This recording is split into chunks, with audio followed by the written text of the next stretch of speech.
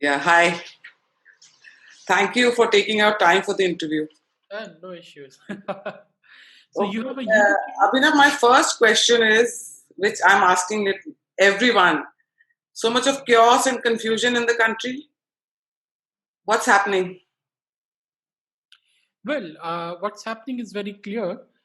We fail to realize that pandemics always have a second wave, and we miscalculated it. I think our scientific advice, our projections, our models could not account for the Okay. scale of this second wave. And there has been some mismanagement when it comes to the supply chains of oxygen and certain medicines. But we need to remember that it's not pan India. There are certain pockets where we are seeing this problem. It's Maharashtra, it's Delhi NCR, and to some extent is Lucknow. Other states have been able to manage it to a great extent. Tamil Nadu is a good example. Other states like even Gujarat has been able to manage it despite a slightly higher death toll. So it's a localized problem that we are seeing, and this is entirely because of the local governance, the state governance, Excuse failed me. to take necessary actions. They failed to plan, and this has basically exposed two things in India: the non-existent healthcare system and also the crisis of the governance at the local level. Second question. Blame it on Modi. This saga goes on and on since 2014. What do you think? Well, according to some people, Modi can't do anything right, so there's no point in responding to it. But remember, the second wave started from Congress ruled Punjab, Shiv Sena Congress ruled Maharashtra, and the communist ruled Kerala. Data is very clear about it. They failed to tackle it. Now, the Kerala has a very sophisticated PR machinery. We remember after the first wave how there were articles in the international media how their health minister has been able to control the pandemic, and there were articles in the western media and so on. And we know what happened after that. The Kerala was the worst affected from the first wave, and suddenly all the news about Kerala disappeared when the people start dying and the cases started rising. The same is happening in this time as well. Kerala government, the communist government, can call upon embedded journalists who were all Communist Party cadres in their college days. Now they are in media and they are doing active, sophisticated PR. But remember, we must credit the Kerala government for one thing. When the central government allocated fund for the oxygen plants, Kerala was one of the few states which took advantage of it. So now, when you're reading news that the Kerala does not have the deficiency of oxygen, medical oxygen in this case, is not, and those reports are completely omitting the role of the center because nodal agency is the central government, and the funds are coming from the center. So we must credit them. Unlike Delhi, where Kejriwal government has been a complete disaster, they have not done anything and they're still not doing anything. You read the news today, they are not doing anything at all to ensure the oxygen supply to the hospitals. Out of the, I think, 8 or 7 plants allocated to Delhi, they built only one. And So, this so related to this Kejriwal mismanagement by Kejriwal, how he escapes the blame always. well, advertisement money, right? So he has spent in last year, in the last financial year, more money on advertisement than the Amazon, right? More money than any corporate in India. So it's all the money of Kejriwal, which is the taxpayers' money, which is going to media houses, and these media houses are covering Lucknow but not covering Delhi as much. Yeah. They're not blaming Kejriwal. They're going into the cremation grounds in UP, but not covering the scene in Delhi. So it's basically clearly the money which is speaking. Second thing is the same old hatred that you want to defeat Modi, so make sure that you support every Tom, Dick, and Harry. And this has gone international. I was looking at some professor in the US, some Indian American, and he basically was arguing that don't blame Biden for the blockage or the embargo on the raw materials, because by doing that, you're playing in the hands of the Modi brigade, which wants to, My God. shift all the blame to the US. And that's bizarre. We used to hear that don't blame, don't speak anything against Mamta, even though we know the situation in West Bengal where opposition leaders are being killed left, right, and center, because by opposing Mamta, you will be supporting Modi. So that mentality is also there that people like Uddhav Thackeray, Kejriwal, they are escaping all the scrutiny. And this is precisely the reason that the farmer protests are escaping all the scrutiny. The farmer leaders are saying on record, I was just looking at the tweet just right now, that we will not end the protest, that this corona is a conspiracy, there's no pandemic. They're conducting nationwide rallies even today when the country is in the peak point of the pandemic, but they're escaping the scrutiny because by questioning them, you will be strengthening Modi. This is the logic. So I think Kejriwal benefits from that. So they're all getting ready for UP elections 2022. Oh, certainly. That's the reason why, Yeah, that's the focus. That's the reason why Punjab is not being covered. The Chhattisgarh, you have the anti-vaxxer chief minister in Chhattisgarh. The chief minister of Chhattisgarh is on record saying we will not vaccinate people. Yeah. He's not been scrutinized. Chhattisgarh. The health minister refused to take Covaxin. Yeah. So this has been happening. And remember, when the second wave started, the dead bodies were piling up in Chhattisgarh and in Maharashtra. There was no coverage like this. But suddenly, when the pandemic hit Lucknow, then suddenly you see that everyone is covering as to what is happening. I'm not saying don't cover. You should cover every. But don't be biased, yeah. Yeah, but don't then try to use your biased coverage to say that one part of the country is okay, the other part is doing bad. You think somewhere BJP or the right-wingers, I think like we're talking about leftist liberal media, how they're being biased and all. You think somewhere BJP, IT cell or BJP, their PR machinery and the right-wingers are not able to defend the narrative being set or not able to counter the narrative? See, I don't think that. The point is that people are believing what they want to believe. So the same people who were in the favor of the farmers' protest are saying that the government has failed. Now they were supporting the farmers' protests, are certainly concerned about rallies and the gatherings now. And the people who were opposed to farmers' protest are supporting the government. I think there's a clear divide line out there. And people have decided their political position and they're fitting everything into that. So I don't think it's a communication failure, but there's a big communication failure from the BJP. Now, BJP does not have articulate spokesperson. The kind of people they're sending to talk to foreign media are complete disaster. And I have no the word, they're complete disaster. These people can't speak 2 sentences in English properly. I don't know why they want to go and talk to the foreign media. Either you go to foreign media and talk to them in Hindi or Marathi, whatever is your language, or Telugu, and let the foreign media translate it. But these people are doing lots of damage to the BJP because the spokesperson, the people, the BJP as a party is sending to talk to foreign media, they are a complete disaster. They can't even speak 2 points coherently. They can't even answer simple questions. And they act like, I don't want to use any word, but they act like people who are completely out of debt. So yeah, there's a problem with the BJP.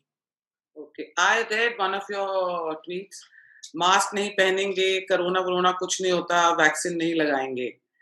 In what context did you say? Was it like somewhere people are to be blamed for the... Of course, people are to be blamed, no doubt about it. So just 1 month back, 2 weeks back, if you crossed the border from Delhi into Noida or Gurgaon or to Ghaziabad, you could see people were not wearing masks. Yeah. In Delhi, they were wearing masks because there was a fine, and that's it. And you go to the other parts of the country, and I can talk about UP, the people were saying that, it's all nonsense. There's no corona. This is hawabaji. This is like hype. This is unnecessary panic. There is no corona. And, and people were saying we will not take vaccines. Opposition leader Rahul Gandhi didn't take vaccine from what we know. And the entire the Congress machinery, last part of the Congress machinery was spreading anti-vaxxer opinions. People like Prashant Bhushan were spreading anti-mask opinions. So we have a problem in this country that people did not follow or did not take it seriously. But then the governments also became complacent in the last 2 months. Is it also because of the hatred for Modi that they don't realize that they're harming the citizens and they're harming the country? I think in the case of Chhattisgarh chief minister or political people like Akhilesh Yadav, when they were saying it's BJP ki vaccine, we will not accept it, is the hatred of the Modi. But for the masses, it's simply that they don't take these things seriously, right? So we will not get vaccinated. So look at the vaccination rates are very slow because people were not getting vaccinated in the age of 45 plus. Lots of people were Now they are coming to the center, but they were not coming earlier. I know people in Delhi University who are left-wing professors and academicians. Last year they were, and this is a serious argument, they were not bluffing, saying that this is Corona is a scam, there is no such pandemic. This is just a corporate conspiracy to push online teaching and to enable education tech industry in this country. And this is simply a mechanism of transfer of wealth from the poor people to the rich people, because the Ambani's wealth has grown and lots of people have lost their livelihood. So this was a widespread opinion. I think it's not just the hatred, this is just pure dumbness, which is the hallmark of a large population of India. Yeah, even after the sad demise of Yechuri's son, that was very sad. Opposition is still not encouraging people to take the vaccines. It's very sad. Not at all. Not at all. The opposition in India, the people who call them liberals or whatnot, they are the anti-vaxxer in India. If you remember the surveys done by newspapers, the most pro-vaccine sentiment, the people who said that they will go and get vaccinated, are the right-wing supporters. They're the people whom they mock in the foreign media as cow urine drinker, anti-scientific people. They are the one who are strongly, almost 80 to 90% of people were in the favor of taking vaccine, whereas the people who fall on the other spectrum of the left or the Congress, they were anti-vaxxers. I mean, this is... Even I've not been able to convince my maid's mother and her uncles and aunts to take the vaccine. And they're saying, नहीं, हमने video देखा है YouTube पर, उसमें आ रहा था कि ये आपको और कोरोना दे देगा और आपका कोई बॉडी का पार्ट खराब हो जाएगा. And I said, YouTube पे क्या-क्या डाल रहे हैं? I'm like very sad. Yes. So you have many people who are spreading propaganda, and it was deliberately done. Let's be very clear. I read 2-3 tweets of yours regarding the judiciary. What was it about? Like, tell us. Like, well, there's nothing new. I am anti-judiciary to say. I'll not say I'm anti-judiciary, but I'm a critic of judiciary in this country, because I think the judiciary in this country is unaccountable. It's completely opaque. It's completely undemocratic. There is no representation in the judiciary. There is no social representation in the judiciary, and they want to run the country. Yeah, they've taken the role of the legislature and the executive, I've noticed. So judiciary is harming the constitution of this country as of now by imposing upon the work of the legislature and the executive. They should just stay away. They have no business in running the oxygen supply. They have no business in running or deciding the syllabus in the universities, in the school. They have no business in deciding rosters in the university, but they're doing that. So for the past couple of decades, the judiciary is taking over lots of functions of the executive and legislature, which is harmful for the judiciary itself. Because remember, when you start giving judgments on celebration of Diwali and Holi, which is not your job, and you have no democratic legitimacy to do that, you are exposing yourself to the people. And one day the people will say, well, if you are the person giving us the order, we will come and talk to you. Then what will happen? But do you think, can they change this, or can the reform be made in the parliament or not? Or there's no scope? I think they should start by implementing reservations in judiciary. As simple as that. That will bring them to their senses. Because from what data we know, only few families control the higher judiciary in this country. So the only way is to break the monopolies to bring reservations. And this is what the parliament can do. And I don't think judiciary would be able to oppose it. Because we tried NJAC, they struck it down. It's a political battle. It should be fought politically. And even about these injections, remdesivir and all, I remember the AIIMS director, what is his name? Dr. I don't remember his name now. I always forget how to pronounce it. And he especially said that these medicines, these injections are not important and they are not that effective. But still, why doctors are still prescribing these medicines, and there's black marketing going on? Like, I get so many calls, and when I call up the chemist guy, he says, ma'am, 62,000 mein dilwa dunga, 35,000 mein ye injection dilwa dunga. And, you know, and doctors are saying only one, just get one. And the other doctor friend of mine was saying that one injection is not sufficient. You have to take the whole course. So you think bureaucracy is slightly lax about it, or like where are we going wrong in this? Or health ministry is not... I have no comments regarding whether the medicines are needed or not. I have no idea about it. But there's lots of black marketing going on, and there's certainly a nexus between the hospitals, private hospitals, doctors, and the suppliers. There's no doubt about it. Many raids have been conducted in UP. People have been caught for selling fake medicines or for doing black I marketing. think that's just a facade. The whole raid thing, I don't believe in this, that they genuinely these raids are effective, or are they genuine raids? They're just trying to tell people that, we are doing something. I really can't comment, but the point is that the people are getting caught. They are also the doctors, the hospital management. Yeah, that's very sad. Yeah, and this is what is happening. The black marketing is happening. Artificial shortage has been created in the in the market to whip up hysteria and panic. This is a sad reality of our society as well, that people are out to make money. Imagine people selling fake medicines. They're manufacturing fake medicines. I know. And there is no death penalty in this country for those people. I think the government should bring an ordinance and say anyone found selling or manufacturing fake medicine would be hanged without if or buts. I read an article somewhere, I don't know how true it is, that CM of UP, Yogi Ji, he went, I think there was a hospital, there were like patients admitted unnecessarily. Yes. Unnecessarily. So is it like some plot, there's some game going on that people are, maybe the opposition is just sending patients there and... No. I don't think it's opposition. It's simply how the way the India's healthcare market operates. It's a very greedy market. It's a very unethical market. We don't have public sector at all. We have only private hospitals. Most of the doctors in private hospitals are jhola chap doctors. You can check the data, and they're simply making money, and they just want to admit people. They anyways admit people. You go to private hospitals, you have a small problem, they will recommend surgery. Right.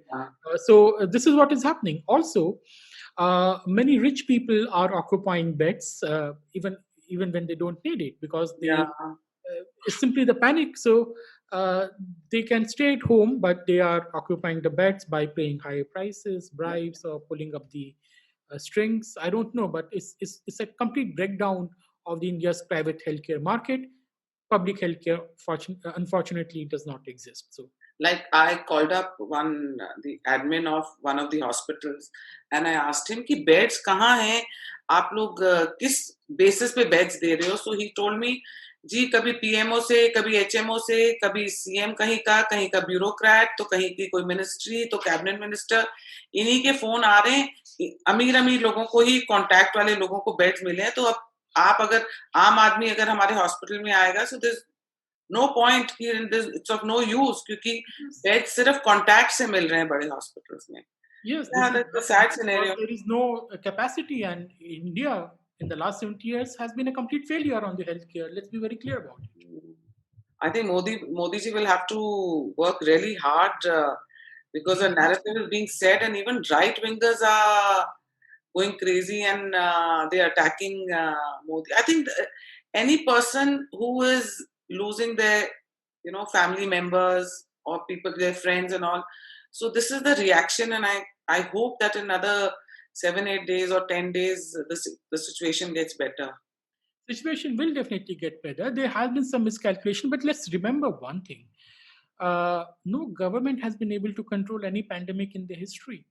Look at the numbers in America and Canada. They are worse off than us. On UK, I believe, like so many people, kids have died in UK. Small little kids. There's a village. A friend of mine was telling me that so many kids have died in that village, but media doesn't cover all that. And yeah, so no, the point is that even the European countries, the advanced countries, America is even as we speak, America is doing worse off than us, even if you multiply our numbers by 10 times. So on the per capita basis, so what is happening in this in the media coverage? They're covering absolute numbers. Now, India, with a population of 1.4 billion, will always have the highest number in the world. Let's be very clear about it. Whether it's the number of cell phones, whether it's the number of computers, whether it's the number of the pandemic death, whether it's the number of infections, India will have the highest numbers. There's nothing surprising in that. It's not something extraordinary, because China is lying. They have not revealed their numbers. So we don't know what is the exact situation of what. And we have vaccinated 14 crore people in 99 days. That's a very good. Yeah, in India, when the vaccination numbers will come out, we will start claiming that we have the highest number of vaccination, world record. I mean, it's natural. India has the highest population, so whether it's the number of infections or death or vaccination, we will have the highest numbers. There's nothing to gloat about it. There's nothing to deride India about it. But again, we have vaccinated 14 crore people at a very fast rate, the fastest in the world. But still, the narrative is that the government is not vaccinating. Especially in the foreign media, the questions being asked, why are you not vaccinating people? My goodness. I'm so surprised that even like the media in UK or US, why this hatred for Prime Minister Modi? I am still not able to. It's a classic liberal hatred. It's the classic woke. Remember, in the Western media, this wokeness has spread. Yeah. So they are unhinged. It's not just that they hate Modi; they hate everyone. They hate their own leaders as well. So it's nothing different in the treatment of Modi, which they're not giving out to their own political leaders because they have gone to an extreme of the wokeness. But yes, the coverage of India in foreign media has always been negative. It has nothing to do with the Modi, right? For the last 150 years, you tell me when was the India's coverage in foreign media, by which we mean Western media, was any time positive? Never. But our own journalists are harming the country's image. So for them, it's a political positioning. So you see people, the liars outright liars like Rana Ayyub. No one knows what journalism she has ever done in her life. Her claim to fame is that one book, which is based on no source, no evidence. It's just a kissa kahani. Even the court rejected it, yeah. Everyone rejected it because and she has not cited a single source for that. She's just like, so she's a fabricator, and she's smart in the sense that she's playing the Western media and getting all the columns and all. But she wrote a recent article on 23rd of April in the Time magazine, in which she's writing that in Kumbh Mela is ongoing, millions of people are coming. Kumbh Mela has been cancelled. It's almost 2 weeks now, but she's writing as if it's still ongoing. So these people are lying, and Western media knows they're lying, but they want to run it. So let them run it. What can we do about it? It was great talking to you. And Same here. Thank you so much. आशा करती हूँ आप लोगों को मेरी videos पसंद आ रही हों। मैं अपनी वीडियोस में बताना चाह रही हूँ कि कितनी हिपोक्रेसी है, दोगलापन है हमारे देश में, और एक तरीके के नैरेटिव सेट करने की कोशिश कर रहे हैं लोग, जो देश को नुकसान पहुंचा रहे हैं और देश की इमेज को भी नुकसान पहुंचा रहे हैं। तो प्लीज देखते रहिए मास्क उतारो जी, and don't forget to share, like and subscribe to mask उतारो जी। धन्यवाद, नमस्कार।